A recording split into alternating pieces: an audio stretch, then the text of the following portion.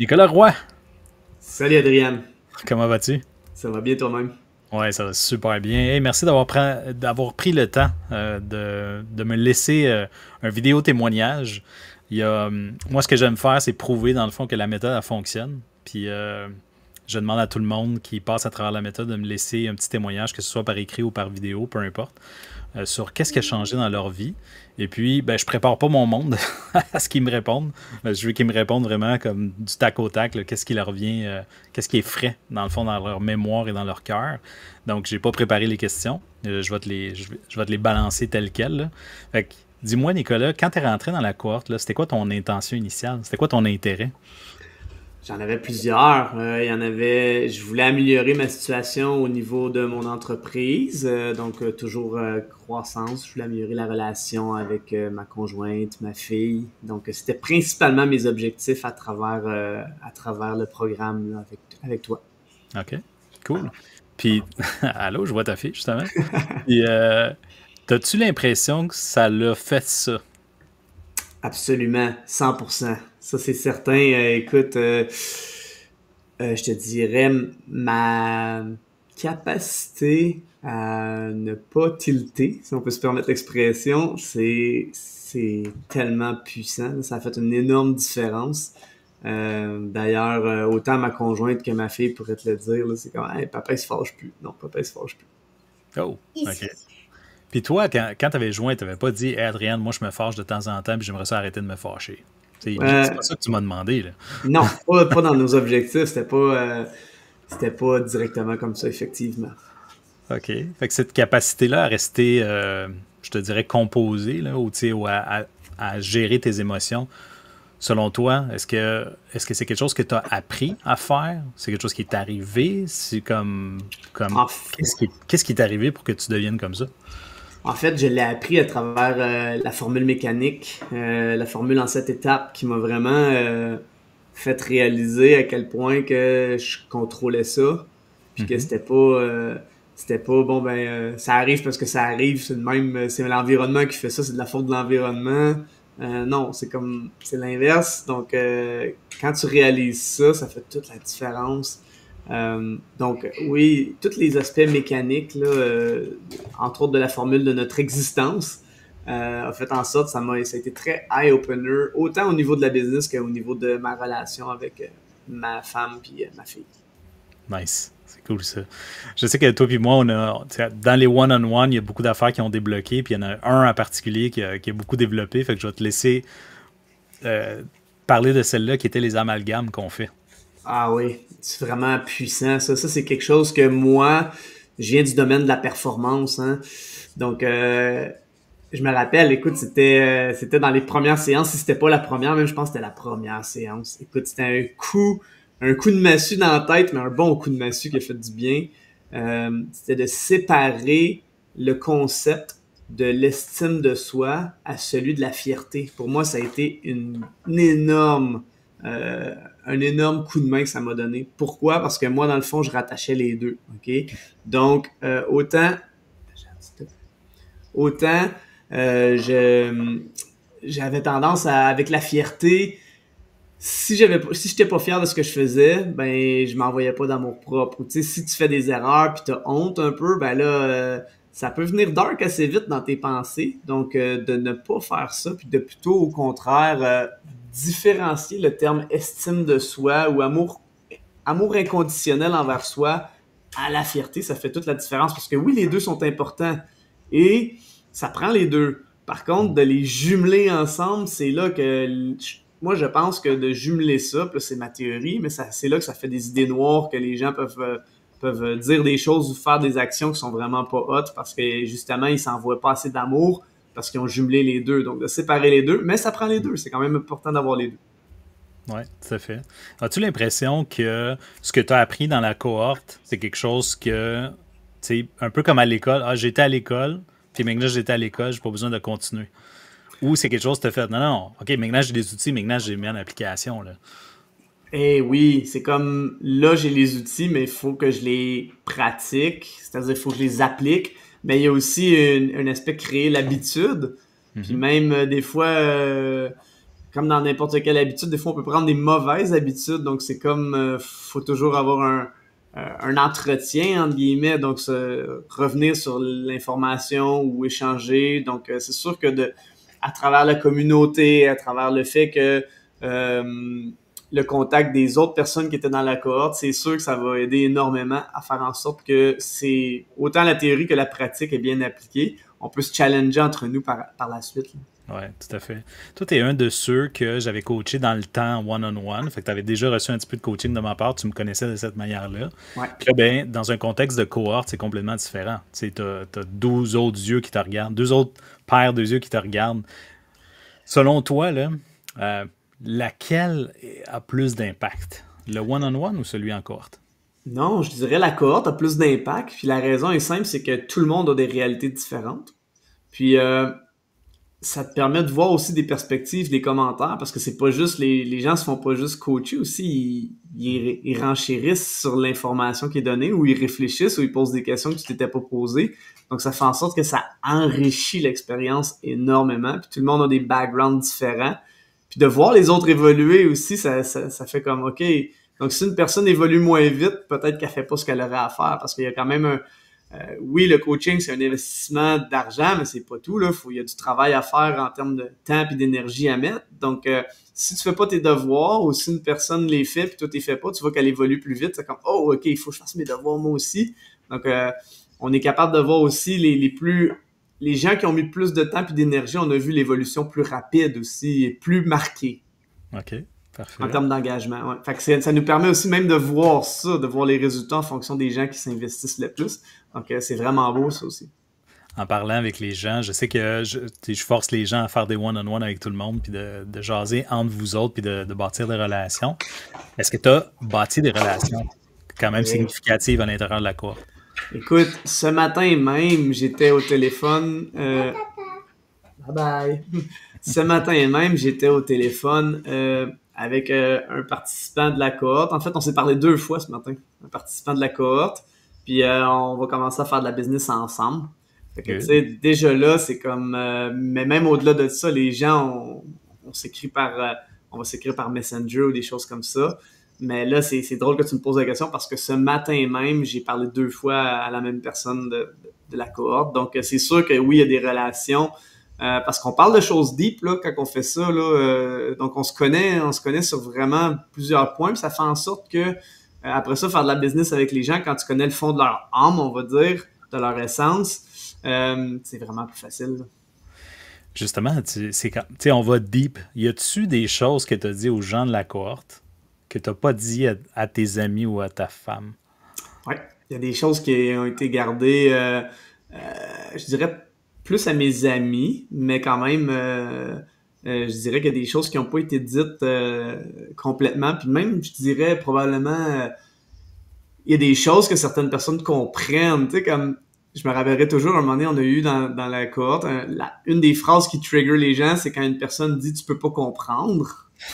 Mais il y a des gens qui vont plus être en mesure de comprendre parce qu'ils ont une réalité similaire. Puis ça, c'est revenu, ça m'a fait rire parce que justement, il y avait des gens dans la cohorte qui avaient une situation similaire. Donc, c'est sûr, dans ce temps-là, c'est plus facile de connecter avec ces gens-là parce que, hey, je comprends. Donc, c'est ça. Ouais, absolument. On se sent moins jugé quand l'autre personne a une situation similaire. Exactement. Également.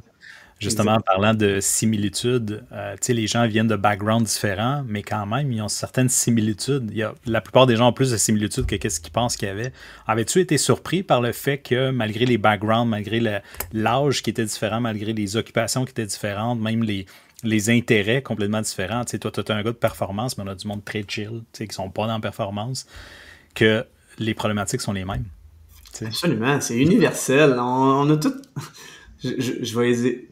C'est un peu généraliste ce que je vais dire, mais on a un peu tous les mêmes bobos, pas exactement les mêmes. Mais on a tous des mécaniques de pensée, des schèmes de pensée qui sont limitatifs, qui se ressemblent beaucoup. Bon, pas dans le même contexte, pas dans la même réalité, mais il reste que c'est très similaire. Là. C'est très, très, très similaire. Puis la formule pour dénouer les nœuds, elle fonctionne, elle est universelle. On le voyait, là, on voyait le monde qui dépopait, entre guillemets, là, qui débloquait. Puis c'était du monde qui était dans des contextes complètement différents. Là, on pense à des personnes que tu les as vues à la première séance, puis à la fin de la séance, puis c'était plus la même personne, plus juste mentalement, physiquement, on voyait le visage plus relâché, le teint plus bronzé, puis pas parce qu'ils sont allés au soleil, c'est parce que juste le sang passe mieux, on dirait. Ouais, C'est ça. exactement. Ouais. Ça a amélioré la circulation, même sanguine, Exact. à l'intérieur du corps. Ouais, c'est quand même fucké, hein, comment ça... Juste à travers juste améliorer ce qui se passe ici, là, tu sais. Oui, absolument. Dis-moi, de ton côté, si tu avais énuméré les changements que tu as vécus, c'est entre, mettons, maintenant, puis la cohorte n'est pas finie, tu as encore une couple de sessions, là, mais qu'est-ce que tu as remarqué qui était flagrant chez toi comme changement depuis que tu as commencé la cohorte? Chez moi, ça a été le fait de me donner des permissions que je ne m'étais pas données auparavant. Je suis dans le monde de la performance, puis l'aspect que moi, je me suis donné comme permission, c'est de me montrer un peu plus vulnérable sur certains points. Puis une vulnérabilité, pas tant de me montrer faible, mais de montrer peut-être des opinions ou des choses comme ça qu'avant je cachais, que maintenant je dis, bon, regarde, je vais m'assumer, je vais être un peu plus authentique, puis je vais vibrer là-dedans, je vais montrer ce qui me fait vibrer, quitte à ce qu'il y ait des gens...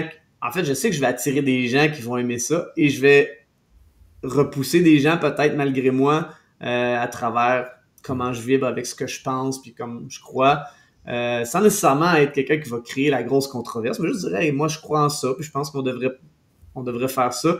Donc, de m'ouvrir un peu plus en transparence sur moi au niveau qui je suis, ça me permet justement de vibrer, parce que souvent on est dans un monde où est-ce on est beaucoup sur le brand, notre image de marque, notre réputation, mais ça fait aussi que souvent on se censure à un point tel qu'à un moment donné, on sait plus qui on est, ou on le cache tellement qu'on peut plus rien dire parce que on sait plus qui on est, ou on veut pas trop montrer qui on est. Puis à travers cette cohorte-là, le fait de me montrer vulnérable, me donner des permissions, tout ça, ça fait en sorte que j'ai pris beaucoup d'actions, ce qui a fait en sorte que justement, j'ai plus le goût de communiquer avec les gens, parce que justement, je me donne la permission d'être moi-même beaucoup plus, peu importe ce que je peux penser, parce que de toute façon, l'environnement du coaching avec toi puis de la cohorte, c'est un environnement qui est extrêmement ouvert. Tu sais, la fameuse joke, l'esprit c'est comme un parachute, ça fonctionne mieux quand c'est ouvert, mais ça s'applique énormément au coaching avec toi là, puis avec la gang. Absolument. Très, très cool. Maintenant, je vais y aller plus dans un sens pratico-pratique, parce qu'il y a des gens qui sont très, très, très pratiques. Là, Ouais. As-tu fait plus d'argent depuis que tu fais la cohorte? Oui, pour vrai, parce que ce qui arrive, c'est que dans le fond, quand tu connectes mieux avec les gens, ben qu'est-ce qui arrive? C'est des relations, hein. La business, c'est de la relation. Donc, tu as des contrats, tu as des choses à faire, tu dis des choses. Les gens s'attendent aussi. Puis c'est même de mettre ses limites, d'apprendre à dire non à certains contrats pour avoir plus ou monter sa tarification. Tu sais, quand tu te donnes des permissions, tu te donnes des permissions. Le volet des permissions, c'est large là, quand on a parlé de ça. Donc, on peut aller très loin là-dedans. Oui, absolument. Peux-tu nous dire une des permissions que tu t'es permise? Une des permissions que je me suis permise, ben, premièrement, récemment, j'ai dit non à un client potentiel qui aurait eu qui avait quand même un bon potentiel, mais que je sentais que la vibe était passait moins bien. Donc ça, c'est une permission qu'avant, dans mon contexte à moi, c'était moins là, pour différentes raisons, du fait que moi, avec ma famille, je suis le seul revenu de la famille, donc dans ce temps-là, c'est sûr que tu dis oui à quasiment tout. Mais là, non, je me suis donné cette permission-là. Je sentais que ça allait être un paquet de troubles, donc j'ai dit non, je passe. Puis c'est rare que je fais ça, là, mais je l'ai fait. Fait que tu te sens pas, j'imagine, en mode survie, tu es plus en mode comme non, attends, je vais faire ce que ça me tente plutôt. Là. Oui, parce que ça l'ouvre d'autres portes. T'sais, à chaque fois qu'on ferme une porte, ça va en ouvrir une autre, si on peut se permettre l'analogie de la porte, là, mais ça fait toujours en sorte que tu sais, la fameuse analogie du miroir aussi, ça a été puissant pour moi. Là. Ça m'a pris du temps à la comprendre, celle-là. Mais quand j'ai réalisé ça, je me suis rendu compte que, OK, ouais, les permissions, c'est important. Puis nos croyances sont vraiment plus importantes que je pensais. Tu sais, on le lit dans les livres, là, tu sais, Earl Nightingale, nous devenons ce que nous pensons, et ainsi de suite. Ouais. J'en ai lu des livres, là, mais tu sais, l'analogie des miroirs, ça m'a fessé comme un coup de 2x4, ça aussi. Mais j'avais besoin de ça. Oui, absolument. Les analogies sans méthode, c'est juste des histoires. C'est ce que j'ai remarqué. C'est juste, tu sais, tu peux y croire, mais comment tu le mets en application? Si tu sais pas comment le mettre en application, c'est juste une histoire. C'est vrai Parce que que, c'est tellement vrai, la mécanique est super importante. Puis c'est ce que j'aime avec toi, c'est que c'est vraiment très, très, très étape par étape. Voici, c'est très logique. On fait comme, ouais, c'est ça. ouais. Dis-moi, j'ai trois autres questions. La première, ce serait avec ta femme. Comme qu'est-ce que ta femme t'a dit? T'as-tu communiqué tu sais, des choses? J'ai l'autre question qui est par rapport à l'investissement. Puis la dernière, c'est plus un varia. Là. Fait que, commençons par ta femme. Est-ce qu'elle elle a remarqué des changements chez toi? Oui, ben elle a remarqué que j'étais beaucoup plus patient avec notre fille. Mhm. Dans le sens que, tu sais, quand t'es toujours en performance, puis tu sais, comme ça va vite, ça va vite, ça va vite. Des fois, c'est une enfant, mais des fois, ça paraît que hey, je me fâche vraiment plus. Là, c'est comme je me fâche plus.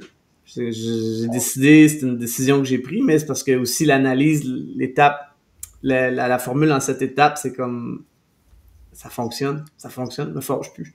Tu sais, puis ça veut pas dire que je laisse l'enfant faire ce qu'il veut, ça veut juste dire que je me suis ajusté.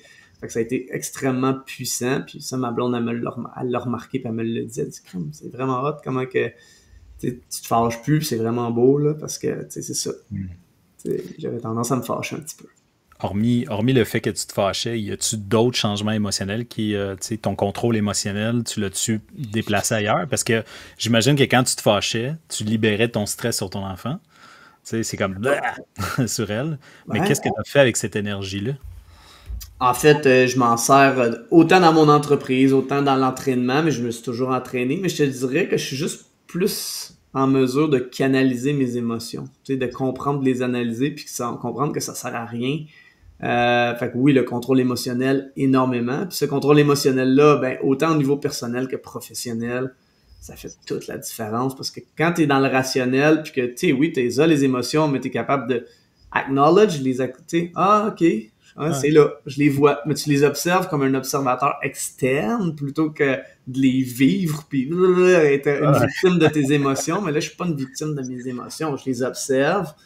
Puis là, je me pose des questions avec la mécanique que tu enseignes. Puis je me mets à rire des fois. Là, je suis comme, OK, wow, c'est solide. Là, c'est vraiment solide comme truc. Là.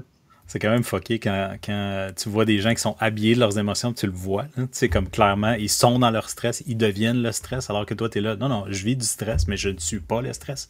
Exact. Complètement différent comme contrôle. Il y en a un que tu contrôles, pas l'autre. Là. Fait que très, très intéressant. Fait que là, tu sais, on a l'investissement de temps. Tu sais, au début, moi, je t'avais dit, OK, ça va prendre un minimum d'un certain temps, puis après ça, avec le temps, ben, tu peux aller plus loin ou pas. Tu sais, il y a des gens, tu as vu qu'il y a des gens qui sont beaucoup moins investis que toi. Ouais. Toi, tu as vu le bénéfice de t'investir encore plus. Ouais. Tu m'as dit, ah, ben, c'est pas facile, là, tu sais, puis tu es un gars de performance, fait que toi, tu t'es investi là-dedans, parce que c'est comme ça que tu fonctionnes, c'est ton modus operandi. Mhm. Fait que, euh, est-ce que tu trouves que c'est un bon investissement, financier, puis de temps? Ouais, absolument. Écoute, c'est un investissement qui va me rester extrêmement longtemps. Donc, le retour sur investissement est très grand. Dans le feu de l'action, c'est challengeant. C'est comme un entraînement qui est très dur, qu'après ça, tu es entraîné, tu es content, tu as l'état. Ben, c'est la même chose. C'est un processus d'entraînement. C'est un entraînement qui demande des efforts. Faut pas dire, je paye à Adriane après que ce coaching, puis c'est fini, les changements sont arrivés. Non, il y a du travail à faire, puis il faut Ouais. investir du temps. Mais les résultats sont tellement hot après que ça vaut le coup de le faire. C'est juste qu'il faut dire aux gens, ben là, c'est comme si j'allais à l'école puis que je faisais l'école à temps partiel. Moi, je l'ai vu comme si je faisais un cours à temps partiel, là, parce qu'il y avait quand même un investissement de temps et d'énergie à mettre. Mais j'étais tellement content des résultats que c'était comme, wow, c'est hot, je suis content de l'avoir fait, tu sais. Nice. Et qu'est-ce que tu dirais en conclusion à quelqu'un qui hésite? Tu sais, parce que c'est pas tout le monde qui veut mettre autant d'argent puis autant de temps dans quelque chose. Puis souvent, ils ont tendance à dire, ouais, mais ça va-tu vraiment marcher pour moi? Écoute, c'est ton existence, c'est ça que je dirais. Je dirais, regarde, c'est ton existence, combien ça vaut ton existence, puis si tu as des choses avec lesquelles tu as de la misère, combien ça vaut de continuer à les vivre, parce que ta réalité, elle peut changer complètement juste avec tes perceptions, mais il faut savoir comment changer nos perceptions, sinon c'est juste des mots, c'est juste du blabla. Alors que là, ça vient du concret avec des formules mécaniques qui sont vraiment applicables. Nice. Cool. Merci beaucoup pour ton temps, Nick. J'apprécie énormément. On arrive pile poil sur les 20 minutes. Là, j'adore ça. Fait que je vais arrêter l'enregistrement puis on va laisser aux gens de commenter ou de regarder le témoignage. Merci beaucoup, Nick. Merci.